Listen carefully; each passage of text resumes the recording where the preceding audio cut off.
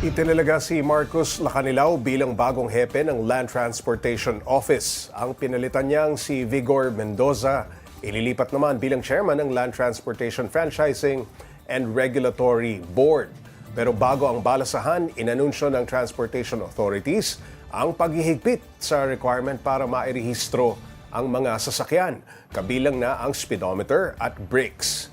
Para bigyan ng mukha ang balita, Mobile Journal Ivan Tarinque. Araw-araw na sumasabak sa kalsada ang mga traditional jeepney. Kaya hindi may iwasang may mga nasisirang parte, lalo na kung hindi tugma ang mga pyesa.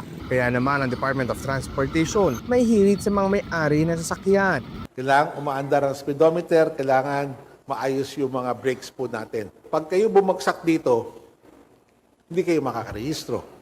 Sang-ayon naman dito ang ilang jeepney operator na ating nakausap, lalo't malaki ang may tutulong nito sa kaligtasan ng mga driver at pasahero. Pero may ilan din na napapakamot ang ulo dahil madaling masira ang mga speedometer ng mga pampasaherong jeepney. Ayon sa isang operator, kakapagawa niya lang nito pero makalipas ang ilang buwan, hindi na ulit gumagana. 5 beses na napalitan ko yung speedometer na to. Ang hirap pati. Almost 3 months, wala na to. Lalo pag mag-reverse ka, wala. Ang ilang driver nangihinayang sa oras na mawawala sa pagpapagawa at sa gastos na umaabot na mahigit 1,000 piso para sa speedometer at pagpapakabit nito. Okay, 1-2 agad ang mawawala sa'yo. Hindi pa nakabiyahe yung jeep mo. Ang sagot naman ng Transportation Department sa kanila, Mag-trial run tayo, di ba? Para meron tayong pruweba, hindi lang kwento. Bigyan natin ng palugid yung ating mga traditional jeepneys, no, para mag-adjust dito sa bagong proseso na gagawin natin. ang maayos na speedometer at braking system ay mga bagay na kailangan pangalagaan mga kapatid nating tsuper para sa kaligtasan ng mga pasahero at ng mga kapwa nila driver. Mga kapatid, Mobile Journal Ivan Tarinque po hatid ang muka ng balita. Pag-usapan pa natin ang pagpaparehistro ng mga sasakyan kasama si Mobile Journal Ivan Tarinque. Ivan, bakit special mention ang brakes at speedometer sa mga kailangang ipacheck? Marami bang sasakyan na pumapalya ang mga yan? Paps, ito kasi yung bagong baba na department order mula sa Department of Transportation sa LTO, no, na dapat lahat speedometer, brakes, gumagana dahil malaking factor ito doon sa pagiging safe ng mga sasakyan nito at pagiging roadworthiness nito sa kalsada. Of course, Paps, siyempre, sa Pilipinas na meron tayong speed limit sa National Highway, around 60 kilometers per hour lang dapat. So, yung mga drivers, medyo... Iba, tansyahan na lang kung sira yung speedometer. Tama ka dun, Paps. Mahihirapan yun, no? Mahirap, maggulat na lang sila, biglang baka nahuli na sila na overspeeding, no? Ganun. Tapos yung brakes, of course, Paps, napaka-importante dahil para maiwasan yung aksidente, yung brakes, talagang fully function na gumagana itong mga to, Paps. Ivan, paano yung mga vehicle inspection centers na kamakailan? Alam kong tuloy-tuloy ang pagtatayo nito. Ano ba, may kakulangan ba sa mga inspection centers na ito? Actually, ngayon, Pops J, no, ito, pasok siya doon sa mga private inspection centers. Kasi yung mga privately owned na inspection center ay mahigpit. No?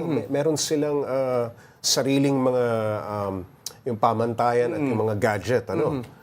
Ito ba, kulang pa ba sa buong bansa? Actually, sa ngayon, Pops J, no, merong mga lugar daw talaga na walang ganito mga privately owned inspection centers. No? Kaya yung ilang mga sasakyan, no, gaya ng mga pamaserong jeep, kung wala daw, pupunta sila sa mga LTO offices para doon na i-check yung kanilang mga vehicles. Yan, unfortunately nga daw, may mga lugar pa rin talaga na wala na ganito ngayon, Pops J.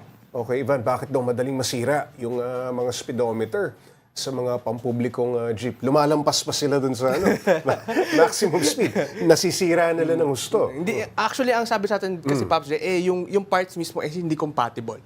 No, mahirap daw talaga makahanap ng compatible na parts doon sa speedometer sa doon sa transmission. Wala kasing OEM ang jeepney. Wala, Pops J. Parang custom vehicle yan. Ang dating yan, surplusan daw yung kanilang source ng mga speedometer. So, yung iba, makakabili ng 700, depende yung presyo, no, Pops J, plus ipapakabit nila Kaya hindi nagtatagal. Hindi daw nagtatagal, Pops J, dahil hindi talaga compatible sa isa't isa. No? So, within, yung iba, 1 month... Anong solusyon dyan para, Ayun ang magtagal yan? Ayun, Pops J, ang gustong gawin ng LTO ay pag-aralan kung bakit nga ba nangyayari yung masisira, mabilis masira yung mga ito, no? Pero according Yung preno naman, naiintindihan naman natin kung bakit mahalaga yan. tama ka dyan, Pops J. Pero itong mga speedometer kasi natin, Pops J, dahil nga walang OEM Oo. at unfortunately, karamihan surplusan. Oo. Yung source ng mga ito, Kaya nasisira agad. nasisira siya, Pops J, depende dun sa paggamit din daw. No? Okay. Isa rin din sa factor daw, Pops J. Ivan, paano naman ang mga rehistrado na pero nasira kalauna ng mga pyesa? May random checks bang magaganap sa kalsada? Halimbawa nga riyan sa speedometer. O maghihintay na lamang ng pagparehistro ulit?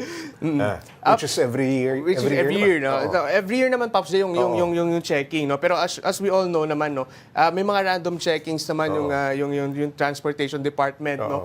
Makita nga lang yun ng gulong na pudpud na, paparahin na, no, Pops? Eh, paano pa kaya kung nasipat na yun, syempre, check na rin nila. Correct, Yung iba't ibang mga may sira pa or baka matignan nila na hindi na fit hindi na roadworthy itong mga Okay. sasakyan na ito, Pops. Maraming salamat, Mobile Journal Ivan Tarinque.